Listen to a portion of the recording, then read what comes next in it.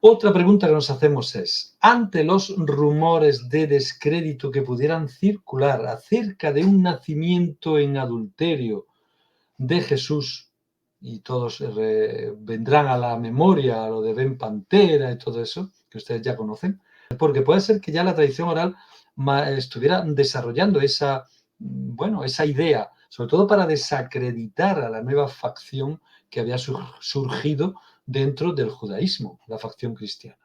Muy buenas tardes, amigos de Investigando la Historia. Soy Carla Díaz y estamos junto al profe Juan Fra Rodríguez para esta segunda cápsula de las mujeres de Pablo. En esta oportunidad corresponde a Sara versus Agar. Profe, ¿cómo está?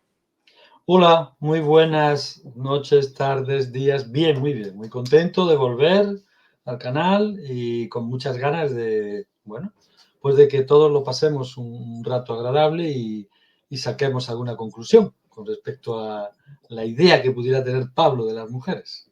Claro, usted deja ahí el estudio, la investigación, la fuente y luego nos toca sacar conclusiones. Exactamente. ¿Subo las diapos, le parece? Súbelas, sí, perfectamente, y comenzamos. Ahí Bueno, está. ya les aviso que no va a ser una cápsula demasiado larga, espero. Y bueno, hemos puesto el título Sara versus Agar, o Agar, porque es en hebreo, yo no sé pronunciarlo en hebreo. Y bueno, este título podría haber sido cualquier otro, porque vamos a ver las 3 primeras cartas de Pablo de Tarso, su relación con las mujeres en las 3 primeras cartas, 1 Tesalonicenses, Gálatas y 1 Corintios. Para ampliar la información sobre las cartas, les remito a el otro seminario que estamos dando sobre las cartas paulinas, que ya nos quedan solamente 2, Filemón y Romanos. Les remito en este mismo canal, de mano de Carla, por supuesto, y pues ahí pueden ampliar información, porque aquí nos vamos a ceñir exclusivamente a los capítulos y versículos que hablan de las cartas, de las mujeres en las cartas que vamos a mencionar. Y ya les prevengo que las 2 primeras cartas hay poca información. 1 Corintios sí, ahí que será donde desarrollemos más la información que Pablo nos da acerca de lo que piensa de o sobre las mujeres. Y bueno, sin más preámbulo, paso a comentarles la bibliografía brevemente. Utilizamos Antonio Piñero, Pablo y las mujeres. A Craig Skinner, utilizamos Pablo, las mujeres, las esposas, el matrimonio y el ministerio de las mujeres en las cartas de Pablo. Fíjense qué tema más interesante. De Dorothy A. Lee tenemos el ministerio de las mujeres en el Nuevo Testamento. Amplía más el abanico a las cartas paulinas, pero bueno, ¿no? Es un libro también interesante y reciente, bastante reciente. De Frank Hughes y Robert Jewett, este libro ya les sonará porque no es la primera vez que lo recomendamos. Y tenemos redacción, retórica e historia de la correspondencia corintia. De Michel Tremollet tenemos la primera carta a los tesalonicenses. De Morna Hooker, que también les sonará esta autora por algunos artículos que hemos comentado de ella, Pablo, una pequeña introducción. Y nuestra habitual, Paula Fredriksen, Pablo el apóstol el pagano, ¿no? Pablo el apóstol pagano. Bien, vamos a ver los siguientes apartados. Introducción, mujeres en 1 Tesalonicenses, mujeres en Gálatas, mujeres en 1 Corintios, y me van a permitir darles unas breves pinceladas sobre la epístola 1 Timoteo, una epístola pseudoepígrafa, que no es de Pablo, pero en la que se mencionan mujeres que sí aparecen en las cartas de Pablo. Entonces hay una pequeña relación, van a ser unas pinceladas para que tengan unas nociones breves. Después vamos a pasar a algunas lecturas recomendadas. Fíjense que me ha costado mucho trabajo encontrar artículos relacionados con esta temática que sean lo menos confesionales o teológicos posibles.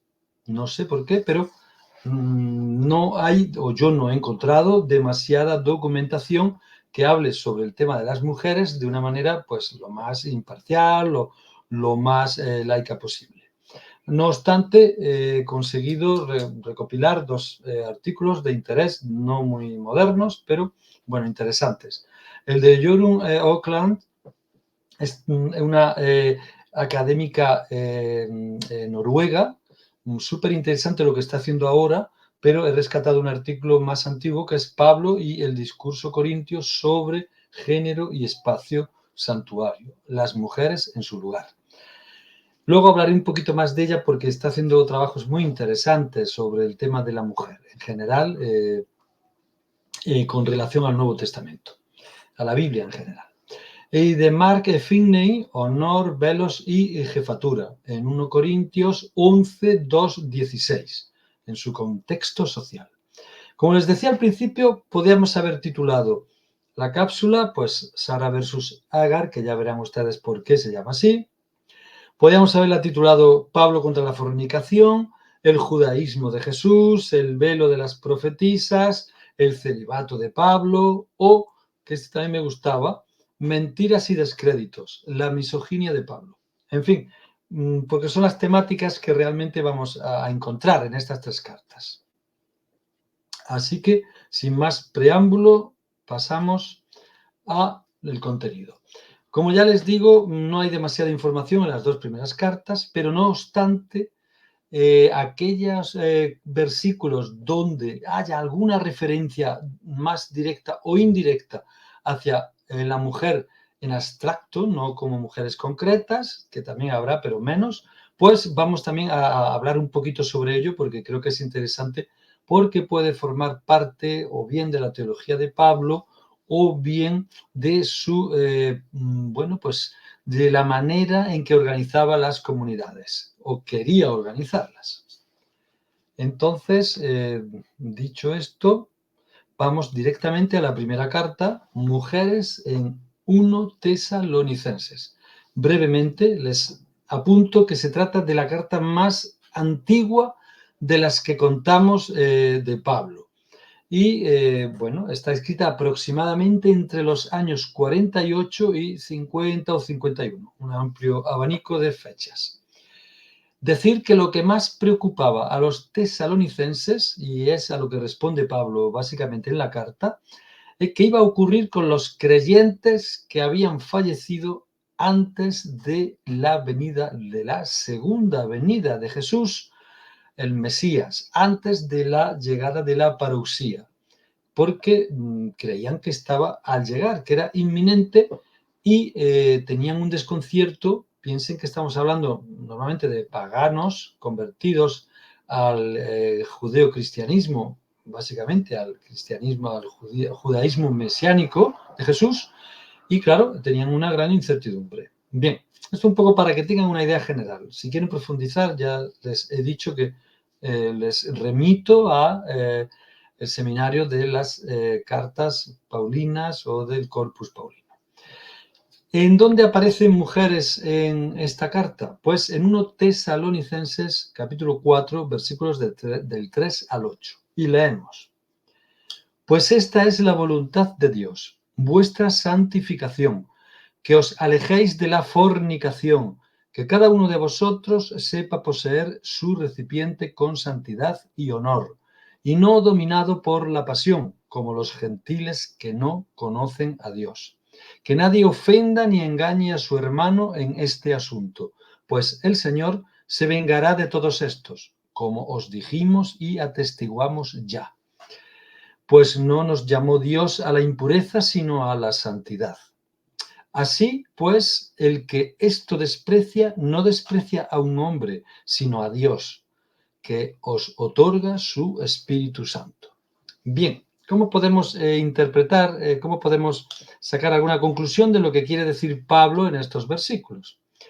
Pues plausiblemente Pablo apela a una metáfora, la metáfora del vaso como utensilio, como recipiente. Pero se ha interpretado, lo del vaso se ha interpretado de diversas maneras y verán por qué. De una parte, algunos estudiosos han pensado que se trataba de una relación con el Antiguo Testamento. Pensaban que la mujer, que el vaso, el recipiente, se estaba refiriendo a la mujer como esposa. Entonces leían adquirir, poseer a la propia esposa y lo relacionaban pues con tomar esposa, como dice el Deuteronomio 21:23, 24:1, o tener una mujer, como dicen 22:22 o Isaías 34:1. Otros estudiosos, sin embargo, más recientemente, más en la actualidad, lo han entendido como que se está refiriendo al concepto griego de cuerpo. El cuerpo donde reposa, donde se aloja el espíritu, o el alma, o como queramos llamarlo. Es decir, hablan del sekouos.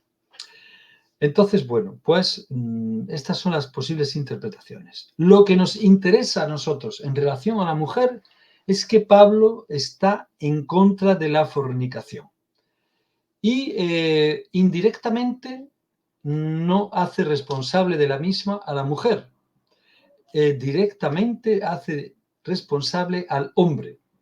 Y como efecto colateral, pues podemos entender que la mujer no tiene ninguna responsabilidad en estos menesteres. ¿Qué ocurre? Que esto es una lectura un tanto superficial y agradable a ojos pues de la actualidad, ¿no? El momento en el que estamos viviendo, de igualdad, de pretensión de esa igualdad, etc. Pero tengamos en cuenta que estamos en el siglo I.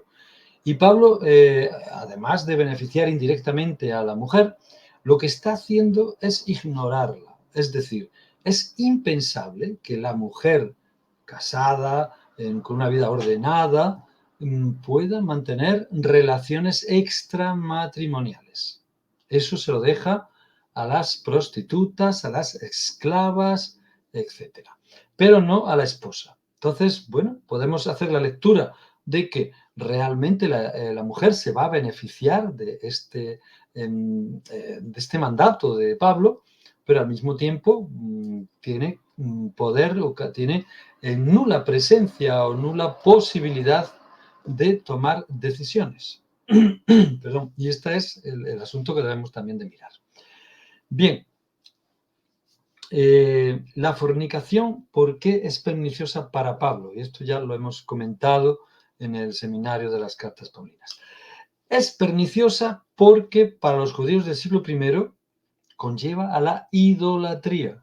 Y ustedes dirán, ¿cómo es eso? ¿Que la fornicación lleva a la idolatría?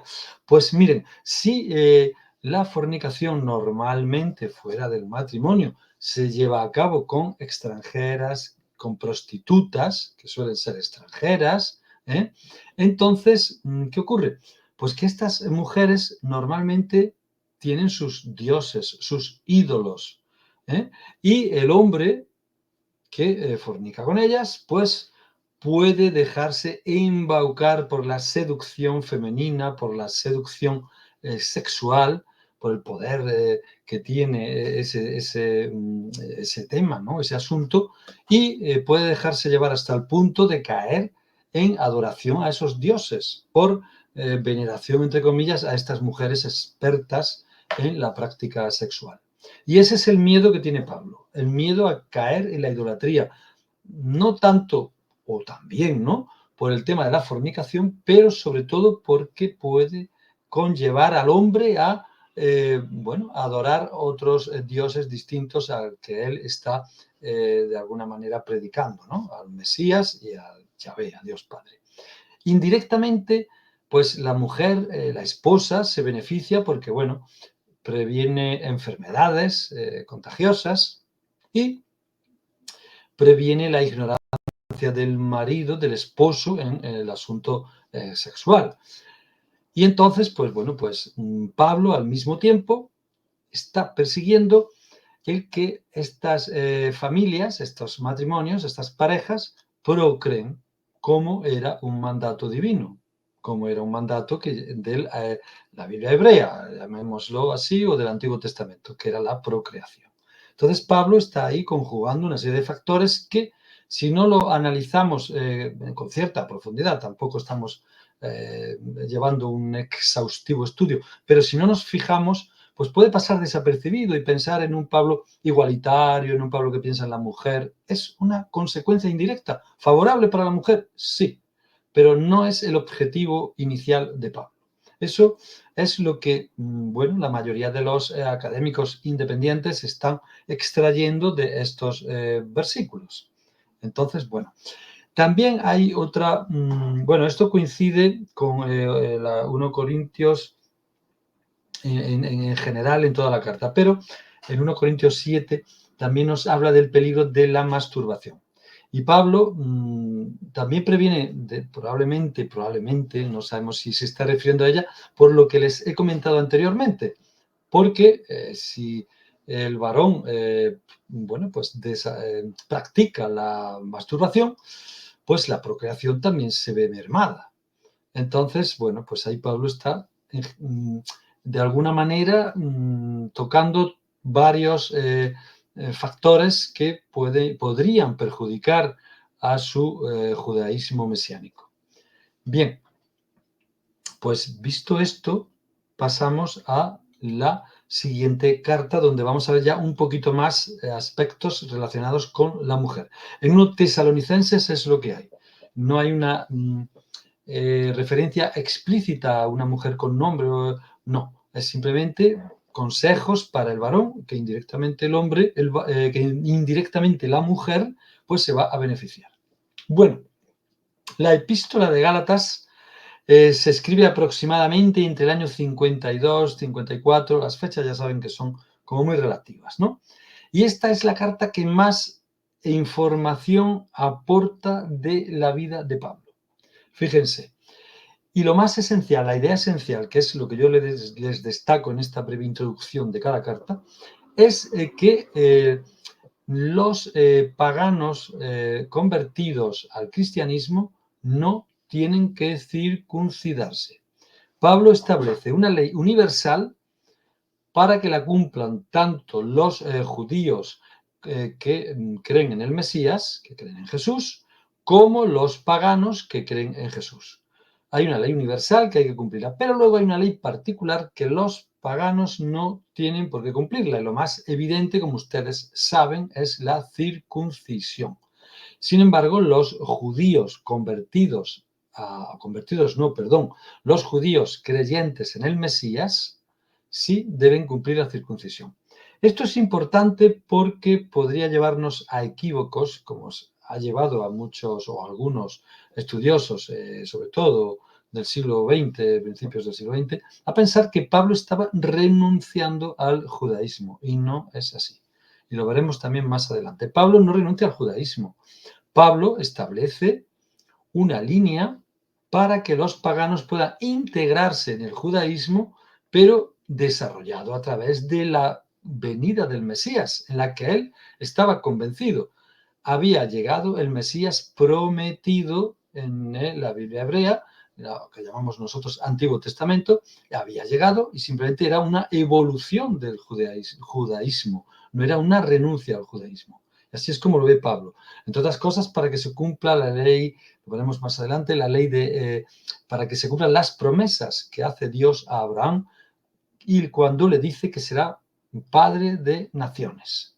Y ahí ve Pablo la oportunidad de que al integrarse paganos de muy diversas procedencias, pues dentro del tronco común del judaísmo se harán como hijos adoptivos, pero con igual derecho, y sencillamente se cumple esa promesa. ¿Por qué quiere Pablo que se cumplan las promesas? Porque Pablo espera la parusía y espera la venida del reino, igual que esperaba Jesús. Entonces, Pablo cree que así va a llegar antes. Y él, de hecho, en vida pensaba que vería esa nueva llegada de Jesús, esa parusía, la llegada del Mesías y la instauración del reino. Evidentemente no lo vio. Bien, Gálatas 3:28 nos dice Pablo, pasamos a otro asunto. Ya no hay varón ni mujer, todos sois uno en Cristo Jesús. Esto tiene una lectura que se puede ampliar o se puede hacer doblemente importante. Una de ellas es que la mujer puede profetizar, la mujer puede evangelizar. le da opción porque está en relación con Jesús, con Cristo, y le da la opción de que pueda ser profetisa igual que el hombre. Ahora, eso bien, si recuerdan lo que hablábamos en la primera sesión anterior de la situación de la mujer en el siglo I dentro del ámbito privado. Pablo lo considera en esa igualdad, entre comillas, pero siempre dentro del ámbito privado, no del ámbito público. Y así es como se desarrollará el cristianismo posterior. Bien, en Gálatas 4:4 nos dice Pablo, hablando del Mesías, nacido de mujer, nacido bajo la ley. La primera lectura que hacemos aquí es que, bueno, la familia de Jesús, pues María, evidentemente, que Pablo nunca cita nombre de la madre de Jesús, ahora veremos, no sabemos realmente por qué lo hace, pero lo que nos da a entender con estos versículos, con este versículo, es que la familia era fiel cumplidora de la ley de Moisés, judía, familia judía 100%. Bueno, ha habido varias interpretaciones también a partir de este mínimo versículo y nos hacemos varias preguntas en esas interpretaciones. Además de lo que ya he dicho, o aparte de lo que ya he dicho, Pablo pretende afianzar o resaltar o hacer ver a los demás su judaísmo a través del judaísmo del Mesías al que él sigue y cree como divinidad. Entonces, esa pregunta está ahí en el aire, porque sabemos que Pablo quiere demostrar de una manera arraigada en sus... Otra pregunta que nos hacemos es, ante los rumores de descrédito que pudieran circular acerca de un nacimiento en adulterio de Jesús, y todos vendrán a la memoria lo de Ben Pantera y todo eso, que ustedes ya conocen, Pablo parece quererlos disipar o anular. Otra pregunta que nos podemos hacer, porque puede ser que ya la tradición oral estuviera desarrollando esa idea, sobre todo para desacreditar a la nueva facción que había surgido dentro del judaísmo, la facción cristiana. Cartas quiere demostrar que él es judío también 100%. Y así lo dice incluso en sus cartas. Pudiera ser. Y otra cuestión tercera que se plantean también los académicos. Pablo nunca alude, ya lo he dicho, a la concepción virginal de María. Es que no alude a María en ningún momento. No conoce a la madre de Jesús o no le interesa hablar de ella por cualquier motivo. Porque él quiera ser protagonista a la par que Jesús, como ya hemos visto o estamos viendo en las cartas paulinas. Esa interrogante está en el aire. El efecto real es que nos da a entender lo que dije al principio, que la familia de Jesús es una familia muy judía, con lo cual entendemos que Jesús también.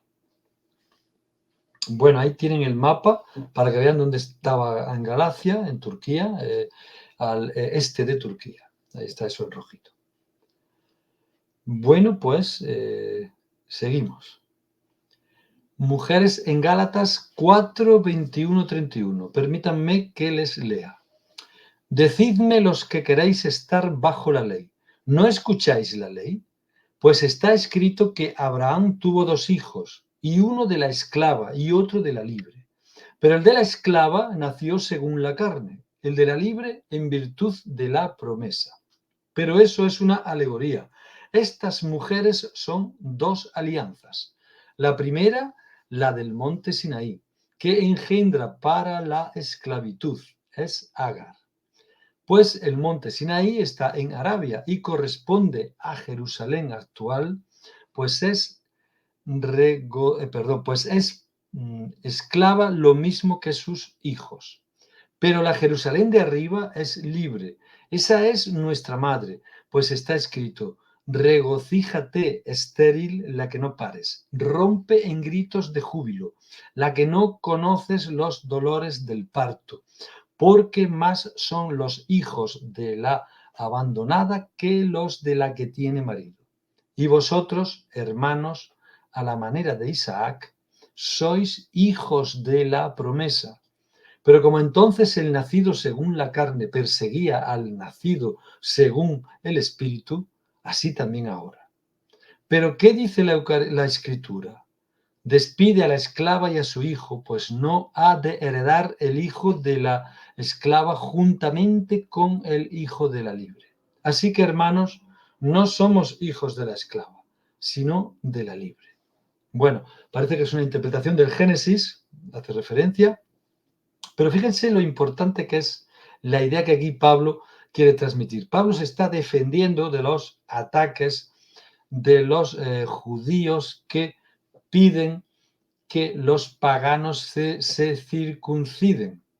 Y entonces, ante esos ataques de estos judíos, Pablo establece una distinción clarísima. Es un, bueno, pues, un arte de magia lo que hace Pablo aquí, un birlibirloque, y nos dice que los judíos que quieren que los paganos se circunciden son los descendientes de Ismael, de la hija de Agar, de la esclava.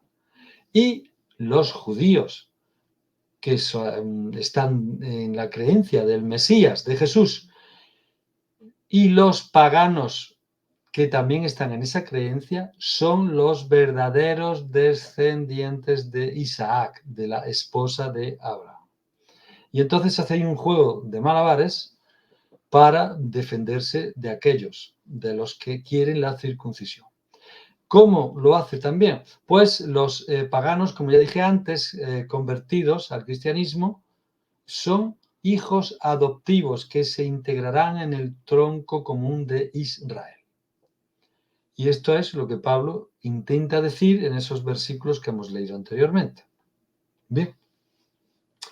Pablo no rompe con la alianza, esto también es importante, sino que, bueno, que es como una renovación de la alianza. Si rompiera con la alianza que hace Dios con Abraham, si rompiera con la alianza, bueno, pues no intentaría que los judíos respetaran la ley de Moisés. No estaría detrás de que hubiera una ley universal para todos y una ley particular para que los judíos la cumplan.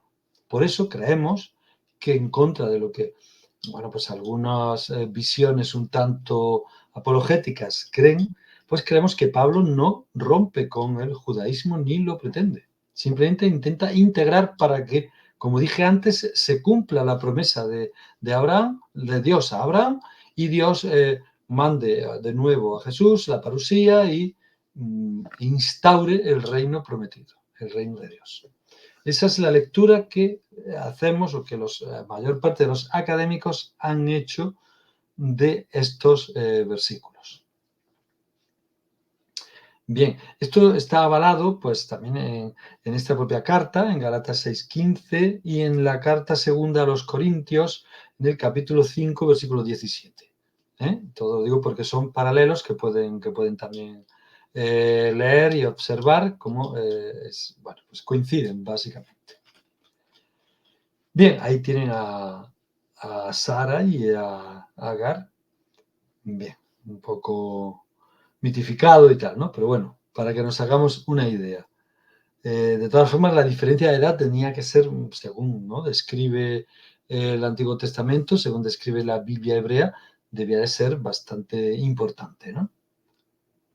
Quizá el de la derecha sea el dibujo, que sea un dibujo más, digamos, infantil o algo así, pero quizás sea el dibujo que más, de alguna manera, muestre Que lo que... representa, exacto. Sí, yo creo que sí, por la edad, ¿no? Simplemente porque aquí las dos, Sí. la del medio las dos son guapas, jóvenes, aunque una más que otra, pero y la otra pues, bueno, no se ve bien, pero también. La otra se ve que está al estilo de la época en la que se pinta el cuadro, ¿no? Uh-huh. Muy bien, pues visto esto, yo creo que queda un poco aclarada esta, bueno, esta visión de Pablo y esta defensa de Pablo, porque si ustedes profundizan en la carta de Gálatas se darán cuenta cómo es una defensa a ultranza, ¿no? Lo que hace Pablo. Bien, y pasamos a la carta que más nos va a hablar de las mujeres de estas tres que vamos a ver hoy, que es la 1 Corintios. La carta esta es de las más amplia y rica en temas, pero es la más compleja. Es caótica. Es caótica porque realmente parece ser que no es una carta, que es un compendio de cartas que un escriba a finales del siglo I o principios del segundo reunió y ahí intentó encajar como pudo con toda su buena voluntad y le salió un refrito, bueno, pues casi imposible de analizar, por lo menos durante muchos siglos, yo creo que hasta que el siglo XX no se ha analizado esta carta de una manera, bueno, pues casi objetiva, ¿no? Pero bueno, lo que nos interesa a nosotros es qué es lo que dice la carta. Y nos vamos a centrar en principio en el capítulo 7, versículo 1:16, que dice así: y sobre lo que me habéis escrito, bien le está al hombre abstenerse de mujer. No obstante, por razón de la inmoralidad, tenga cada uno su mujer y cada mujer su marido. Ojo, que el marido dé a su mujer lo que debe y la mujer de igual modo a su marido. La mujer no dispone de su cuerpo, sino el marido. Igualmente el marido no dispone de su cuerpo, sino la mujer. No os defraudéis el uno al otro, sino si acaso de mutuo acuerdo por cierto tiempo, para daros a la oración. Y de nuevo volved a estar juntos, para que no os tiente Satanás por vuestra incontinencia. Es muy explícito lo que dice Pablo, ¿no? Lo que os digo es una opinión con buena voluntad, no un mandato. Y deseo que todos los hombres fueran como yo, mas cada cual tiene de Dios su carisma particular, uno de una manera, otro de otra. No obstante, digo a los célibes y a las viudas, es bueno para ellos si permanecen como yo. Se supone que célibe, claro, o al menos en abstinencia. Pero si no pueden contenerse, que se casen, pues es mejor casarse que abrazarse. Es decir, que fornicar, que pecar, etc. A los casados ordeno, no yo, sino el Señor, que la mujer no se separe del marido, pero en caso de separarse, que permanezca sin casarse de nuevo, o que se reconcilie con su marido, y que el marido no despida a la mujer, a su mujer.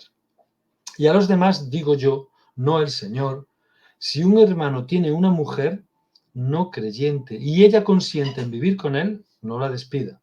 Y si una mujer tiene un marido no creyente y éste consiente en vivir con ella, no lo despida, pues el marido no creyente queda santificado por su mujer y la mujer no creyente queda santificada por el hermano en la fe. De lo contrario, vuestros hijos serán impuros, mas ahora son santos. Pero si el no creyente quiere separarse, que se separe. El hermano o la hermana no están ligados en esos casos. En la paz os llamó Dios. Pues, ¿qué sabes, mujer, si salvarás a tu marido? ¿Y qué sabes, marido, si salvarás a tu mujer? Fíjense que así a priori hay muchos conceptos igualitarios. Hay muchos conceptos igualitarios. Pero, en fin, conclusiones que podemos sacar de estos versículos. Esto es para analizarlo muy, muy profundamente. El matrimonio es para Pablo lo menos malo. No se niega al matrimonio, no se niega a las relaciones sexuales. No, no, no, no, no. Lo que no quiere es que sean extramatrimoniales, pero no se niega a ellas.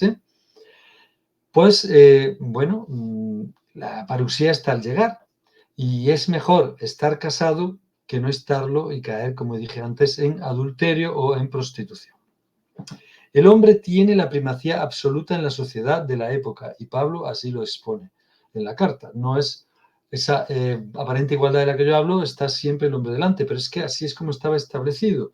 Y Pablo pues no se sale de ahí, entre otras cosas, como ya dijimos en la introducción, no sé si lo dijimos en la introducción, lo digo ahora, porque al esperar la parusía, Pablo no quiere establecer ninguna teología, ninguna proclama, no. Él espera que venga Jesús y sea él que haga eso si es que ha de hacer. Él está al margen de todo eso, respetando entonces las normas, las tradiciones del judaísmo del segundo templo. Bien, hombre y mujer están al mismo nivel en la intimidad del matrimonio. Fíjense que Pablo no ha hablado en ningún momento de ningún acto público, de ningún hecho público. Está hablando de dos personas, en teoría, pues en casa, porque todos los hechos y actos de los que habla Pablo son como muy íntimos, muy personales. Entonces, no podemos interpretar que Pablo, a pesar de esta equiparación entre hombre y mujer, está diciendo que no, que la mujer que salga a la calle y que haga lo mismo que el hombre. No. Pablo dice que en la intimidad del matrimonio, en las relaciones sexuales y en lo espiritual son iguales. No alude, como digo, a la vida pública. Pero esto no es poco, ¿eh? Piensen que estamos en el siglo I, ¿eh? Que es que, claro, cuando se ataca a Pablo de Tarso por misógino, por machista y tal, hay que situarlo en su contexto. No podemos sacarlo de ese contexto, porque entonces estaríamos haciendo un anacronismo. A mí me parece que no es poco, para el siglo en el que estamos inmersos, ¿no? Bien, encontramos influencias, bueno, pues del neoplatonismo en cuanto al ideal que pretende Pablo y en cuanto al posible celibato, el suyo propio, del que habla, y esa insinuación a que los demás lo hagan también, si pueden, pues eso es una influencia un tanto esenia, ¿no? Bueno, si bien los estados de soltería o de matrimonio no tienen por sí mismos ninguna trascendencia para la salvación, sí es cierto que para Pablo permiten una mayor dedicación a las cosas del Señor, a las cosas de Jesús, del Mesías, de Dios. Es lo único por lo que podemos pensar que Pablo, bueno, aparte que tuviera algún problema personal, del cual no tenemos noticia, pero pudiera ser que esa fuera su misión, su función. Pero en ningún momento intenta imponerlo a los demás. Y esto es importante por el tema del celibato en las iglesias posteriores bueno, pues al siglo III, siglo IV, que es cuando empieza a ponerse un poco de moda ese asunto. Pablo no es una base para el celibato de los clérigos. Eso vaya por delante. Bien, Pablo acepta con una excepción la estricta doctrina sobre el divorcio. Si uno de los cónyuges no acepta la fe cristiana y desea separarse, pues el otro cónyuge, el creyente, no está ya ligado por el vínculo, lo que significa que puede contraer matrimonio de nuevo. Y esto nos va a dar indicios del judaísmo de Pablo, de la exclusividad del judaísmo. Y Pablo, como buen judío, pues piensa que los judíos, o la judía en este caso, que se haya separado por esos motivos, pues tiene todos los derechos a volverse a casar, porque está dentro del judaísmo. No nos habla de lo que haga la otra persona que se ha ido, nos habla de lo que hacen o debe de hacer la persona que queda instaurada en el judaísmo. Entonces, pues son datos que hay que también valorarlos. A ver.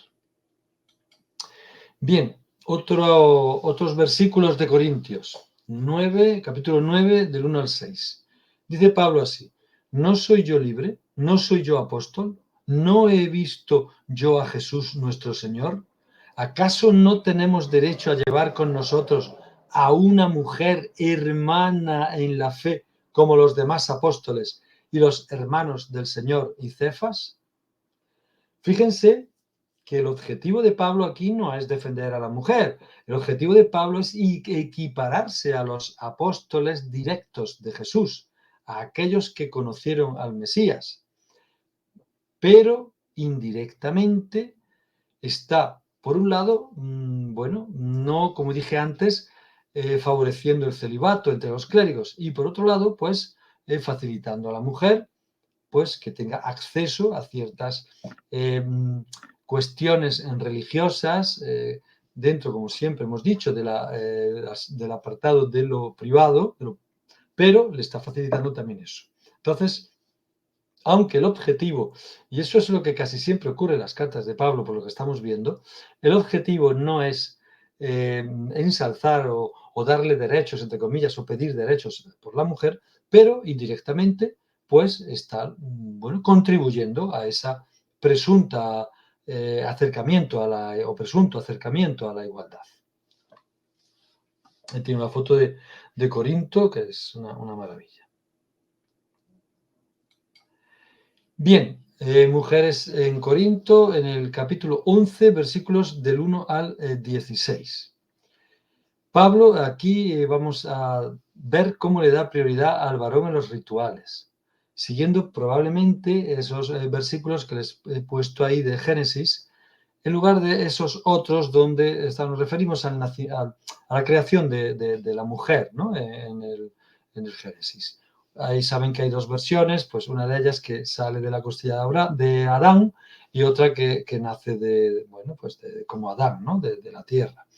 Entonces, bueno, ahí Pablo le da prioridad al varón porque es lo que realmente en el siglo I la tradición dicta, sencillamente.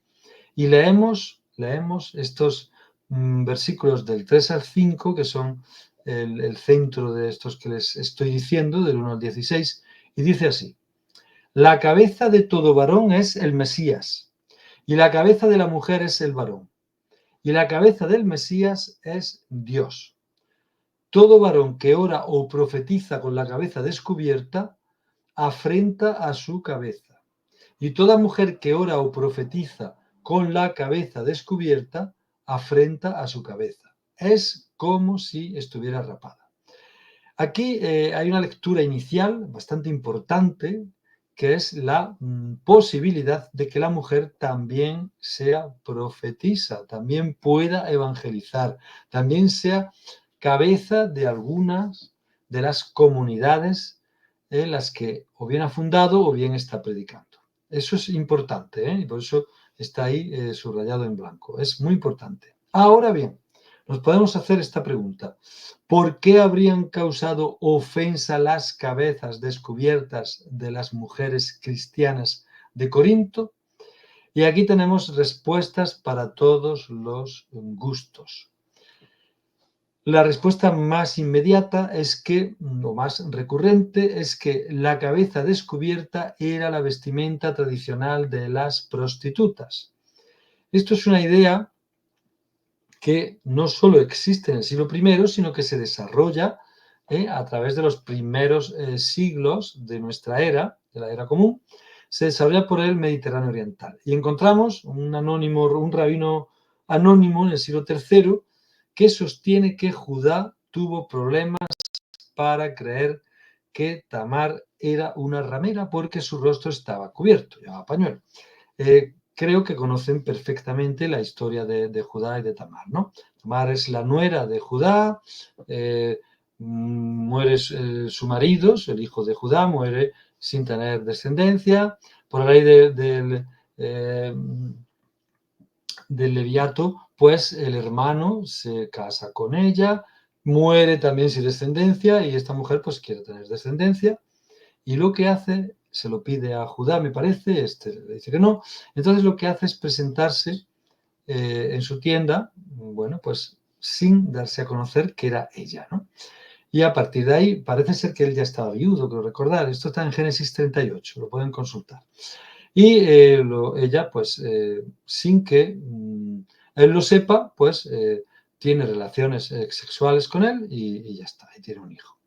Esto es lo que nos cuenta esta historia. Quiere decir que esta señora no era una prostituta. Quiere decir también que hay mucha confusión entre que las mujeres casadas llevaran velo, quién llevaba velo, quién no lo llevaba. Las chicas jóvenes solteras en edad de casamiento no llevaban velo, pero no eran prostitutas. Total, que hay una confusión que no está nada claro. No hay demasiadas evidencias de que esto pueda ser una explicación viable, una explicación plausible. Bien, pues vamos a buscar más. Otra razón puede ser que en esa sociedad el cabello adornado de estas mujeres distrajera a los hombres de la adoración a Dios. Tal vez, bueno, pues hay un ejemplo un poco exagerado, ¿no? Como si una mujer en traje de baño asistiera a la iglesia, ¿no? Asistiera a los oficios. Imagínense, pues, lo que pasaría, ¿no? Entonces, bueno, pues es un símil que, bueno, pues es otra opción también, que no quisiera Pablo que se distrajera la evangelización que estaba llevando a cabo. Bueno, tradicionalmente también algunos autores de corte confesional han insinuado que Pablo busca apoyos para establecer una división social en las primeras iglesias o comunidades, con argumentos en base que funcionen para los lectores de las cartas. Luego veremos al final un artículo donde parece ser que Pablo persigue todo lo contrario, que es que haya una igualdad. Pero lo veremos al final en uno de los artículos que vamos a comentar. También hay otra opción, y es que el cabello despeinado pudiera hacer referencia a los demonios femeninos en las concepciones judías populares. Aunque la evidencia para esto es demasiado escasa, pues la opción, la posibilidad está ahí también. Son conclusiones a lo mejor que se han sacado tardíamente, como digo ahí, pero que bueno, que no son desdeñables tampoco, no hay tampoco una seguridad en esto que estamos hablando, son hipótesis plausibles. Entonces, recuerden a Lilith, a Grat Bat Mablat, lo pronuncio, Mathalat, Mahalat, ¿no? No lo pronuncio bien, da igual. Y bueno, y Lilith que puede confundirse con otra Lilith, hay una confusión ahí de demonios femeninos, parece ser que para algunos autores es la misma, para otros no. Lo que está claro es que son figuras que reflejan una mezcla de mitología, folclore y misticismo en la cultura judía. Y a menudo representan temores relacionados con la sexualidad, la maternidad y la vida en comunidad. Por ejemplo, la Lilith última tiene fama de ser, asustadiza de niños o devoradora de niños. En fin, son muchas connotaciones negativas, ¿no? Por ejemplo, sabemos que Lilith era, según la mitología, pues era la esposa de Adán. Sabemos que acechaba en la noche, que la otra Lilith, si no es la misma o es la misma, que también atacaba a los niños, en fin, un poco el coco, ¿no? Que decimos ahora, pues esa era Lilith, ¿no? Pobrecita. También sabemos que Agrat era también un demonio de la noche y del sexo, ¿no? Incitaba al hombre, al varón, a la fornicación. En fin, para todos los gustos. Bueno, pues tampoco sabemos si realmente Pablo estaba pensando en esto. Lo más plausible es que no, pero bueno, hay que decirlo porque pudiera ser. Que también esa posibilidad hay que tenerla en cuenta. Bueno, lo más plausible, visto por académicos independientes, observando el contexto donde se desarrolla estos versículos, esta carta a los Corintios, pues parece ser que el contexto de cómo oran y profetizan las mujeres es a lo que se está refiriendo realmente Pablo, y Pablo sugiere un cambio en esta manera de orar a cómo lo estaban llevando a cabo los paganos en todo el mundo helénico, pero sobre todo en Corintio. Y es que parece ser que a la hora de profetizar, veremos más con detalle esto, el varón se ponía el velo, el pañuelo encima, y la mujer se lo quitaba, por cuestiones de estatus, porque era como el símbolo de que el varón era el dominante y el velo era un síntoma de elegancia, de dominio, de superioridad. Y entre ellos competían a ver, bueno, pues cuál era más lujoso, ¿no? Parece ser que pudieran ir por ahí los tiros, ¿no? Entonces, bueno, pues las cabezas descubiertas y despeinadas las llevaban las profetizas paganas. Tampoco tenemos muy claro, porque esto tiene su punto débil, y es que realmente, salvo en ocasiones puntuales, en los templos puntuales, las profetizas no salían a la calle a lucirse, ¿no? Y a manifestarse con los cabellos sueltos y tal. Es cierto que así oficiaban, pero no necesariamente tenían acceso a estos rituales todo el mundo. Entre otras cosas porque sabemos, sabemos que los ritos de iniciación eran muy costosos y era para unos pocos. Entonces, bueno, pero lo más plausible es que Pablo quiere hacer una distinción, ¿vale? Que se cubran las mujeres y el varón no. Veremos cómo hay una interpretación más relacionada con la igualdad. Lo veremos también, lo veremos al final en ese artículo que les digo que vamos a comentar.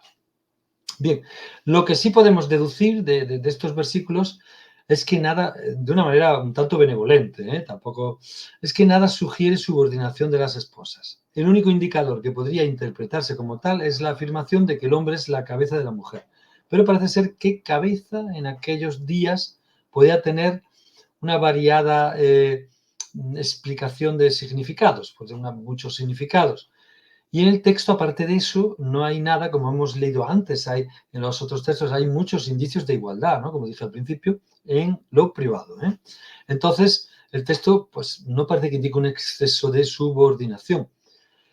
Las únicas afirmaciones así claras es, además de que los hombres y las mujeres son diferentes y no deben ocultar ese hecho, es que, bueno, es esa igualdad de la que yo he hablado un poco antes y esa dependencia mutua que Pablo ha establecido en los versículos que hemos leído anteriormente. Bueno, esto digo con mucha benevolencia, ¿no? Pero tampoco tenemos por qué dudarlo. Ahí tienen imágenes. Es un tema controvertido, lo sé por qué. Si leemos lo que hemos visto antes vamos a pasar. Si leemos lo que hemos visto... ¿que se me va? Esta de aquí. Si leemos... No, esta no es. Se me ha ido.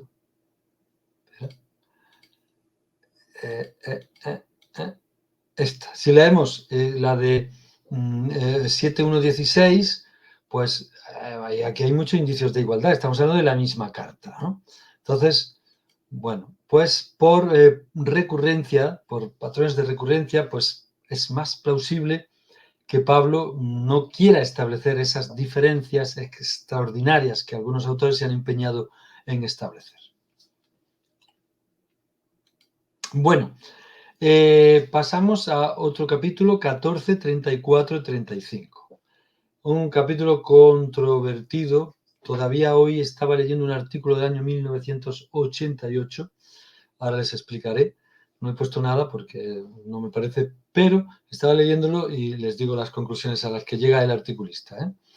Las mujeres cállense en las asambleas porque no les toca a ellas hablar, sino vivir sujetas como dice la ley. Si quieren aprender algo, que en casa pregunten a sus maridos, porque no es decoroso para la mujer hablar en la asamblea. Y esto, en la carta de Timoteo 2, 8, 15, se repite de alguna manera diciendo, la mujer que se vista con decoro, la mujer que aprenda en silencio totalmente sumisa. No le consiento enseñar ni arrogarse autoridad sobre el varón, sino que debe mantenerse en silencio. Bien, estos versículos de Corintios, 1 Corintios y 1 Timoteo han causado más daño que beneficios a lo largo de la historia. Porque fíjense lo que está diciendo Pablo en estos versículos. Es ni en el siglo I, en el mundo judio-cristiano. A lo mejor en el mundo helénico era más normal encontrarse esto, pero en el mundo judio-cristiano esto es un poco contradictorio. Y lo es porque esto no lo escribió Pablo. Y eso ya sí está consensuado por la academia, por académicos tanto confesionales como independientes. No lo escribió Pablo. Lo de 1 Corintios es una glosa, además una glosa tan evidente, que si quitamos la parte intermedia, tiene mucho sentido los versículos anterior y posterior, y no se nota porque no está realmente relacionado con lo que están diciendo esos versículos. Entonces, afortunadamente, se descubrió en su momento que es una glosa, pero todavía, como les decía, hoy revisando artículos, he leído uno que del año 88, creo que recordar, 1988, que el autor defendía que no era una glosa. Un autor académico, ¿no? Un autor en su momento de prestigio académico. Entonces, fíjense el trabajo que ha costado llegar a estas conclusiones a nivel histórico, ¿no? Entonces, es una glosa, un añadido posterior por las comunidades cristianas cuando a estas comenzaban a desarrollar la supremacía del varón. Probablemente las reuniones ya se empezaban a hacer en ámbitos públicos y entonces pues requería que la mujer no interviniese, y la mujer estaba acostumbrada a intervenir, porque en el ámbito privado era pues bastante importante el papel que ejercía. Porque si en el ámbito privado se desarrollaba en una vivienda, en una casa, pues lógicamente la mujer en la casa, con una bueno, potestad otorgada por el varón, hay que decirlo, pero tenía mucha, como diríamos vulgarmente, manga ancha, podía disponer de mucha libertad para organizar. Al salir al ámbito público, esto tiene que desaparecer sí o sí, porque va en contra de las normas de la tradición que ya vimos en el capítulo anterior, del judaísmo, del helenismo y de todo lo que en el siglo I estaba existiendo. Pero nos queda el confort, por lo menos a mí me reconforta, de que esto no lo dijo, no lo escribió Pablo, y lógicamente en la carta pseudoepígrafa de Timoteo, pues tampoco, ¿no? Puede ser que fuera una necesidad de la comunidad donde el escriba intervino escribiendo esta glosa o estas glosas. Bien, entonces, como digo, si ustedes quitan la parte donde dice que la mujer que se calle, que esté sujeta al hombre y tal y cual, y quitan esa parte, 33a y 33b, y enlazan con el versículo 33a con el 37, verán que tiene sentido. Tiene mucho sentido lo que está diciendo la carta, con lo cual no es necesaria esta glosa. Bien. Pues vamos a ver 1 Corintios 7, 5 y salimos de este atolladero, ¿no?, en el que nos han metido los escribas. Dice Pablo, no se nieguen el uno al otro a no ser de común acuerdo y solo por un tiempo, es lo que hemos leído antes, para que vean que es una contradicción tremenda con esta glosa, ¿no? Para dedicarse a la oración. No tarden en volver a unirse nuevamente, de lo contrario pueden caer en tentación de Satanás por falta de dominio propio. Bien, esta prevención de la prostitución o el adulterio la encontramos en clara contradicción, como dice ahí, con el capítulo 14, versículos 34-35, con la glosa de 1 Corintios. Y lo he puesto para que contrasten, para que vean cómo es imposible que Pablo te esté diciendo en la misma carta, te esté diciendo una cosa y luego a renglón seguido te diga otra totalmente contraria y opuesta. Bueno, pues la carta de Timoteo es esta pseudoepígrafa que avala un poco esa glosa que hemos visto antes, esa interpolación, pues la crítica moderna la adscribe 3 cartas llamadas comunitarias y al género de la pseudoepigrafía, es decir, el autor o los autores son falsificadores, falsifican la firma, el nombre de Pablo y evidentemente son desconocidos, no sabemos quiénes son. Salvo las cartas paulinas, ningún libro, ningún escrito del Nuevo Testamento tiene autor reconocido. Eso es importante saberlo. El Pablo de la ficción literaria viene situado en el periodo biográfico que Hechos narra en los capítulos 13-19 con notables incongruencias. Ya hablamos de Hechos un poquitín en la sesión anterior y vimos que no es demasiado fiable históricamente hablando. La carta a los filipenses de Policarpo, no la de Pablo, ojo, no se confundan, está fechada alrededor del año 130, lo cual nos da indicios de que, porque Policarpo ya conoce esta carta a Timoteo, esta epístola, y puede ser que la carta esté escrita entre el 120 y 125. Fíjense que Pablo ya llevaba 60 años o más muerto, o sea, no puede ser de él, ni muchísimo menos. La comunidad que escribe 1 Timoteo refleja, una vida de piedad, una práctica religiosa concreta que va precisamente a subyugar la poca, iniciativa que pudiera haber tenido la mujer en el cristianismo muy, muy, muy primitivo. Bien, quería pues dar una pincelada para que no se quedara en el aire que era la epístola 1 a Timoteo. Bueno, seguimos con Corintios. Ya les dije que aquí sí que había material para hablar. Y estoy resumiendo mucho por no hacer demasiado larga la cápsula. Mujeres en 1 Corintios 16, capítulo 16, versículo 19. Os saludan las iglesias de Asia, os envían muchos saludos en el Señor, Áquila y Priscila, junto con la iglesia que se reúne en su casa. Fíjense todo lo que nos está diciendo ahí. Ya está dando nombres propios de personas. Es la primera vez que aparecen en las cartas paulinas nombres propios. Se encontrarán Priscila o Prisca. Es la misma persona. Y entonces Priscila plausiblemente era una importante figura que, según no solo esta carta, sino el Nuevo Testamento en general, colaboradora de Pablo en su ministerio, junto a su esposo Áquila, en la comunidad de Corinto. Desempeña un papel importante en la expansión del cristianismo en el mundo greco-romano.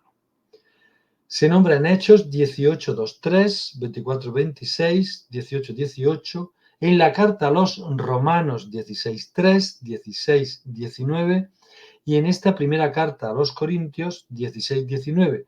Y también se nombra en la pseudoepígrafa, no en la que hemos visto antes, sino en la 2 Timoteo, en el capítulo 4, versículo 19.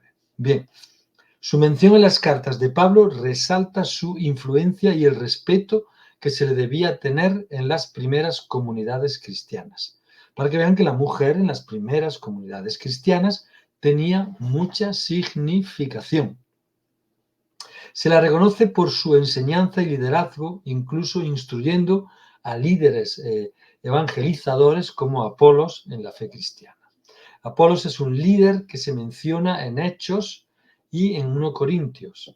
Es una de las facciones rivales, entre comillas, porque primero fue colaborador de Pablo, pero luego en 1 Corintios hay una serie de facciones un tanto rivales, entre comillas, aunque todos tienen la misma idea con respecto a los paganos convertidos, tal, pero hay como una rivalidad entre escuelas, entre líderes, y Apolos es uno de ellos. Bien, pues teniendo en cuenta esto, podemos decir que la carta a los 1 Corintios la damos por finalizada. Y ahora les voy a recomendar dos lecturas interesantes. Una, la de Jorunn Auckland.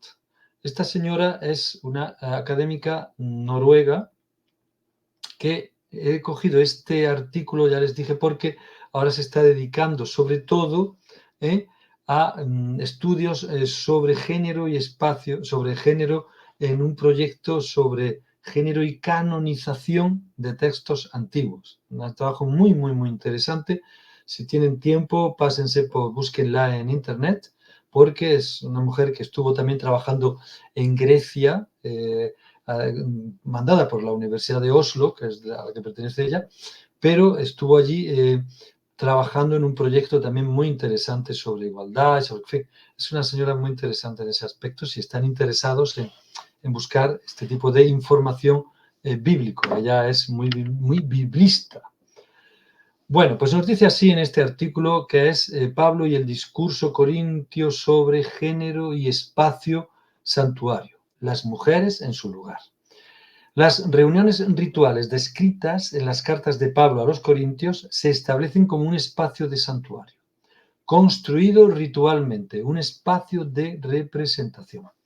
En 1 Corintios utiliza lenguaje de culto, imágenes de santuarios y edificios.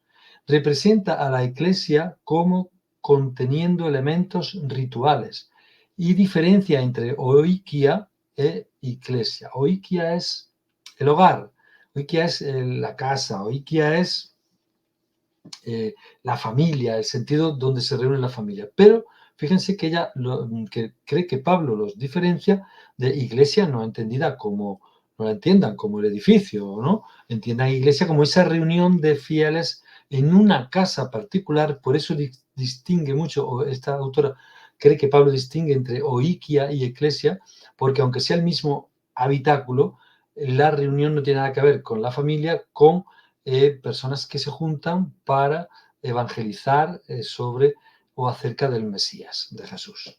Bien, Pablo argumenta el caso del ritual cristiano recurriendo al discurso pagano y judío del santuario, y al mismo tiempo enfatizando la exclusividad de Cristo en relación con la adoración de ídolos. Fíjense lo importante. La participación en el espacio de la Iglesia se contrasta con la actividad que se desarrolla en el Shuaeyuf, un lugar de adoración de ídolos, un santuario pagano.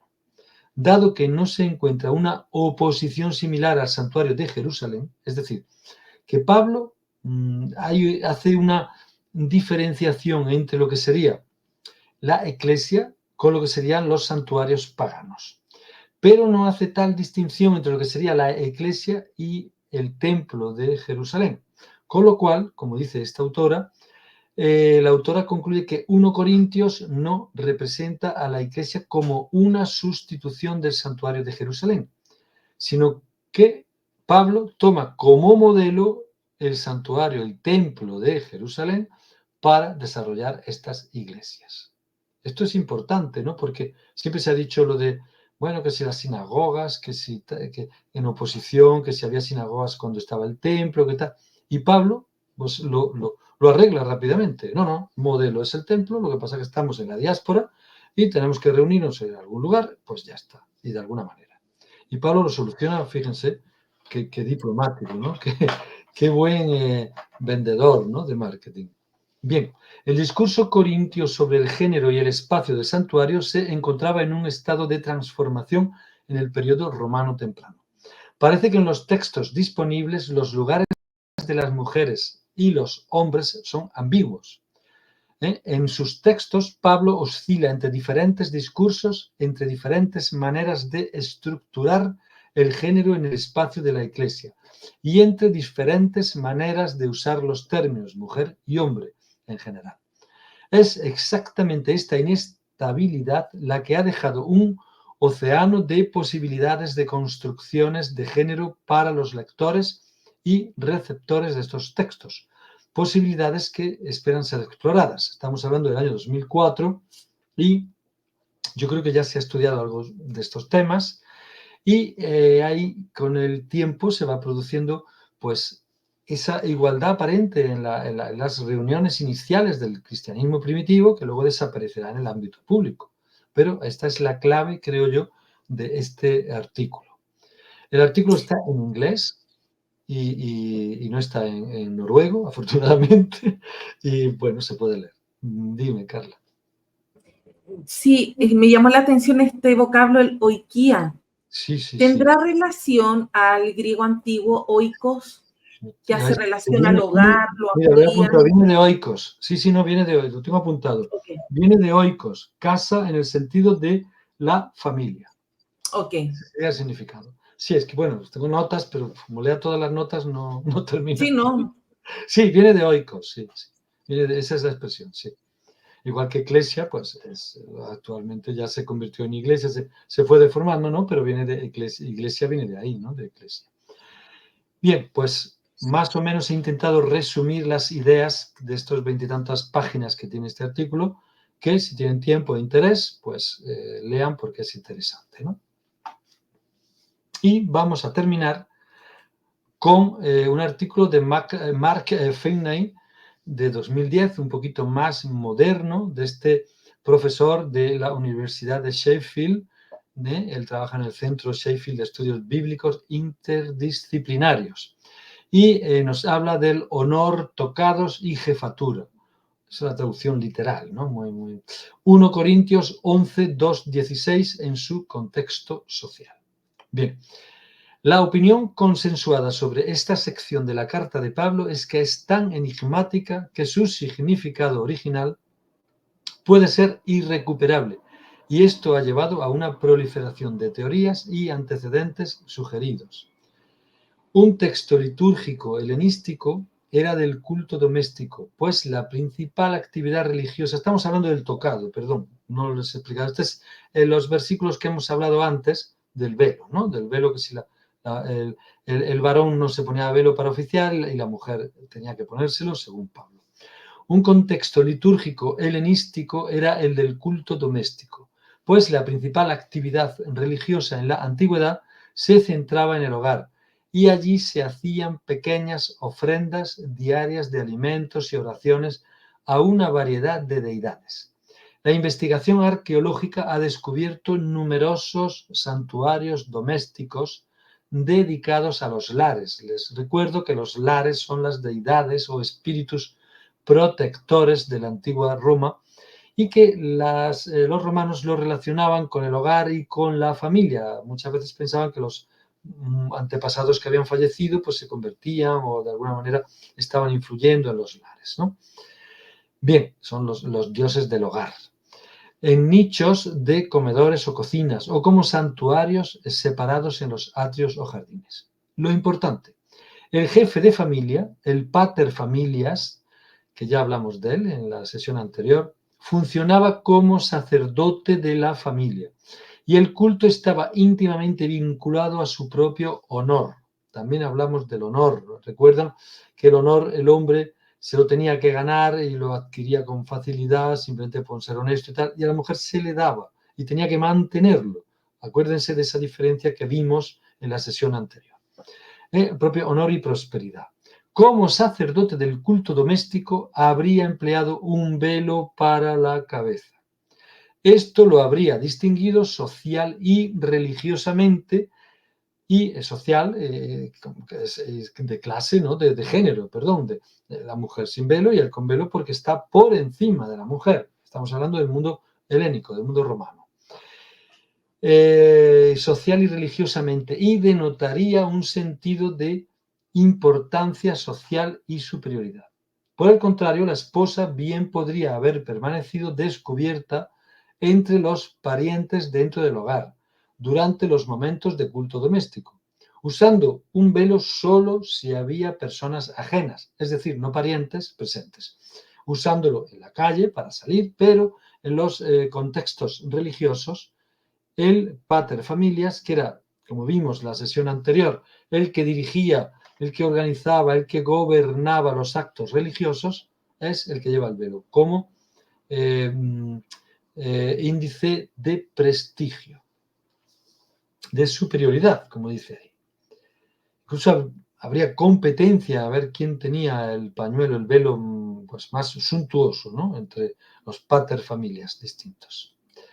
Bien, pues Mark Finney nos dice que la matriz de honor-vergüenza que permeaba la cultura de la Corintio romana del siglo I proporciona el contexto social de estos versículos.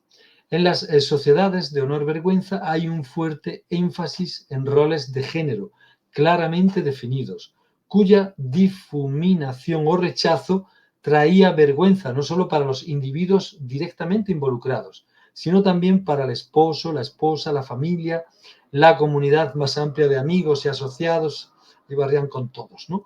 Y en un contexto religioso para la propia deidad. Es decir, que había que establecer esas diferencias porque si no era un acto vergonzoso para el padre de familia, para el pater de familias. El argumento de Pablo aquí se basa en roles de género distintivos y adecuados para una comunidad de adoración a Dios. Es decir, que según este autor, Pablo quiere romper con esa desigualdad. Estamos hablando del ámbito privado, recuérdenlo siempre. En cuanto a la cuestión de cubrirse la cabeza, Pablo ha establecido una nueva norma para los hombres. Se insiste en la falta de un velo para socavar cualquier indicador de estatus masculino mientras la comunidad adoraba junta. Al mismo tiempo, a la luz de la posible presencia de visitantes, las mujeres deben mantener ciertos marcadores de límites al usar el velo. ¿Qué quiere decir esto? Que el hombre no es que no use el velo para que no se distinga de la mujer, sino que no usa el velo para no ofender a Dios. No debe de usar velo porque está oficiando y no debe de usar velo porque puede ser un gesto, como de superioridad. Y ante Dios no se debe tener ese gesto de superioridad. La mujer, sin embargo, por recato, si hay personas ajenas que normalmente las va a ver, si estamos hablando de esas eclesias, entonces sí debe ponérselo. Y quizá esta es la explicación que Mark Finney da de por qué el hombre sin velo y la mujer con velo. Pablo establece una igualdad de autoridad y roles, la relación entre hombres y mujeres en el contexto del culto. La idea es que hombres y mujeres tienen roles diferentes, pero complementarios en la comunidad. Es un poco la conclusión a la que podemos llegar. Y yo personalmente no lo veo incompatible con la explicación de que quiera también Pablo diferenciar los cultos paganos de los cultos judeocristianos o pagano-cristianos, que lo vimos anteriormente. Y bueno, pues damos por terminada la charla. Sí, voy a quitar las diapos, Juanfran. Muy bien. Sí, buenísimo. Me gusta esa comparación que vas haciendo con el periodo griego, porque sabemos que el periodo griego influyó mucho en la iglesia desde estos inicios de la filosofía griega, que también marcó a las primeras comunidades cristianas. Ayer, preparándome para un examen, me tocó leer este capítulo de Hechos donde él llega a Atenas y están los epicúreos, los estoicos, y él entra ahí a dialogar. Entonces, todo este concepto de filosofía griega, de mundo griego, está muy inmerso en el Nuevo Testamento. Sí, sí, bueno, la influencia neoplatónica, eso es tan evidente, tan evidente. Y luego, pues, hay ciertas influencias, algunos quieren ver estoicas, lo de lo estoico a lo mejor en ciertas formas, pero lo que es en el contenido es difícil porque los estoicos son los ateos o los agnósticos de hoy en día, ¿no? Pero bueno, los epicúreos, en fin. Pero bueno, es que eso era un crisol, eso era una amalgama, no creo que hubiera una diferencia sustancial a la hora de influir sobre terceros, ¿no? Como es el caso de Pablo, ¿no? Pero de Pablo el platonismo vulgarizado, el neoplatonismo es muy, muy, muy evidente. Y es que viven en el mundo helénico, es que no termina de entrar en la cabeza de algunos estudiosos o de algunos apologetas que 300 años antes del nacimiento de Jesús, Israel ya estaba helenizándose, porque acaba de llegar Alejandro Magno. Y son 300 años. Los macabeos estaban por ahí, pero es que Alejandro está también ahí 300 años después. Y luego, pues, Pablo vive en la diáspora. Pablo no nace en Israel. Yo creo que eso ya lo hemos comentado alguna vez. Pablo nace en la diáspora y él se esfuerza por parecer un judío de pies a cabeza e intenta demostrarlo e intenta explicarlo en sus cartas. Por algo será, ¿no? Si tú no tienes que demostrar nada porque lo eres, o fariseo, ¿no? Que él también se empeña en ser judío fariseo. Pues, pero bueno, viven en la diáspora y tienen un judaísmo helenizado y eso pues... Es un poco lo que pasa también con Filón de Alejandría, que nace unas décadas antes de Jesús. Claro, pero es que se hace en Alejandría. Es que Alejandría no es solo la cuna de, o no es solo el enorme influencia helenística, que es que ya la tenía, lógicamente, cuando nace Filón, pero es que además tiene detrás un pasado egipcio, ¿no? Enorme, ¿no? De eso sabes tú más que yo. Y tiene un pasado ahí que eso es evidente que lo va a salir por algún lado, ¿no? Eso es evidente.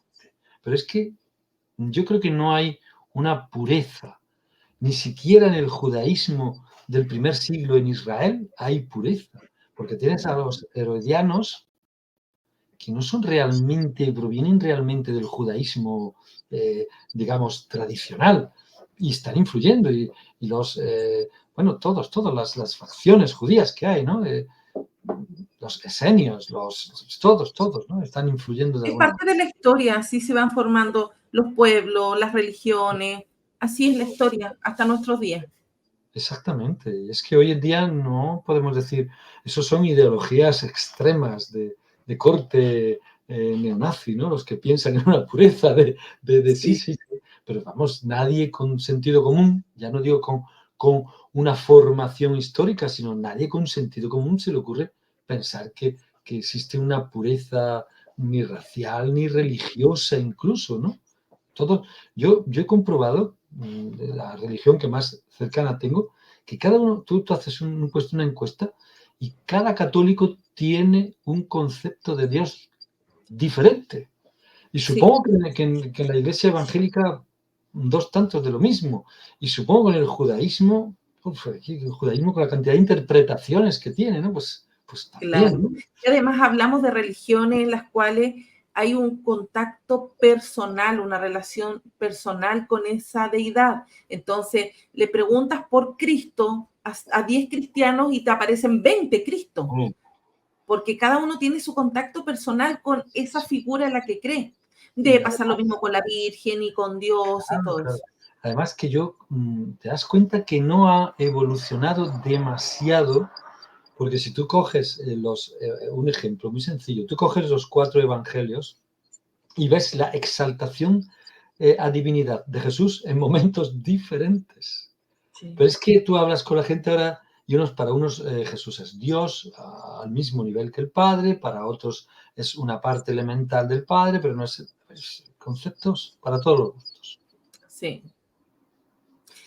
Ay, gracias Juanfra por esta Ok, segunda cápsula de las mujeres de Pablo. Nos vemos dentro de unos días ya sí. para transmitir en vivo, ya que Ah, estamos en paralelo con el seminario de Pablo para ujú. transmitir sobre Filemón, Sí, ¿cierto?